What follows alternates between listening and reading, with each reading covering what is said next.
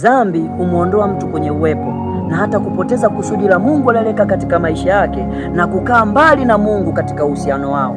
Lakini toba ya kweli ya kumaanisha kudhamiria kuacha uovu ulioutenda humrudisha mtu katika uwepo na kumrudisha katika uhusiano wake na yeye na Mungu ili kuanza kuliendea kusudi lililomleta duniani. Ngoja nikwambie mtu wa Mungu, Wakristo wengi leo hii wanajiangusha, hawaanguki. Wakristo wengi leo hii wanatenda dhambi kwa makusudi, kwa kudhamiria kumtenda Mungu dhambi kwa sababu kuna toba, kwa sababu kesho nitatubu. Sasa hiyo sio toba ya kweli. Mungu anataka tunapotubu tuache na tudhamirie kutokurudia tena kile kitu tulichokitubia. Lakini watu wengi leo hii wanatubu kwa sababu kesho watatubu tena. Ngoja nikwambie mtu wa Mungu, Biblia inasema mwenye haki wa Mungu hata kama ameanguka mara 7 atainuka tena. Sasa kuna tofauti kati ya kuanguka na kujiangusha. Watu wengi leo hii wa Kristo wanajiangusha, hawaanguki. Ndio maana wengi wamekuwa na toba za uongo wakiamini wana uhusiano mzuri na Mungu kwa sababu wametubu, kumbe toba yao ni ya kimapokeo. Ngoja nikwambie mtu wa Mungu, hata wewe nadhani umeshawahi kujikwaa, yani kuanguka kimwili tu. Je, umeshawahi kukaa ukapanga kwamba bwana, mimi nikifika Mlimani City nitajikwaa nianguke? Ni kitu ambacho hakiwezekani, kwa sababu kujikwaa ni tendo la ghafla.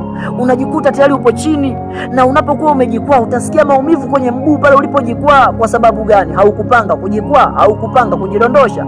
Hata Mkristo leo hii ambaye ameanguka katika dhambi, alipoanguka katika dhambi kwa sababu hakudhamiria, anakuwa na toba ya kweli kwenye moyo wake, kwa sababu anakuwa majuto yanaanzia ndani mwake kwamba hakupanga kile kitu. Bwana nisamee, sitarudia tena. Ni kweli nilidhamiria kutokurudia, kile imetokea kwa bahati mbaya, hivyo hata toba yake inakuwa ya kweli.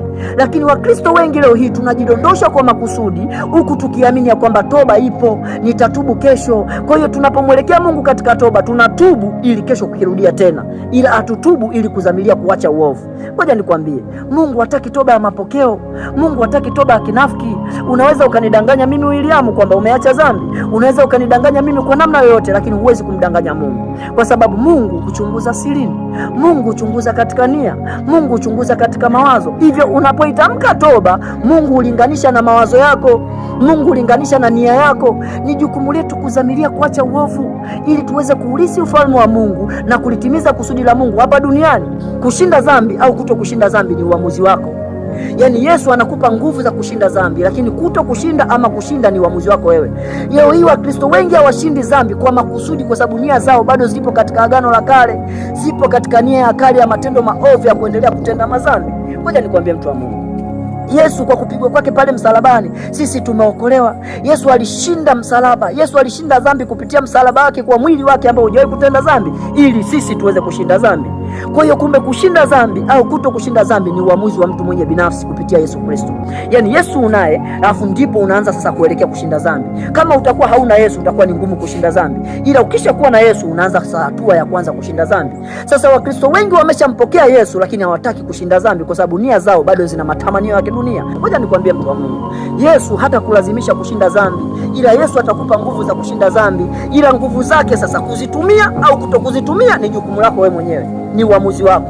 Ila usipozitumia ndio mwisho wa siku kuna hukumu kupitia pale Waebrania 9:27, kila mmoja wenu amewekewa kufa mara moja na baada ya kifo ni hukumu.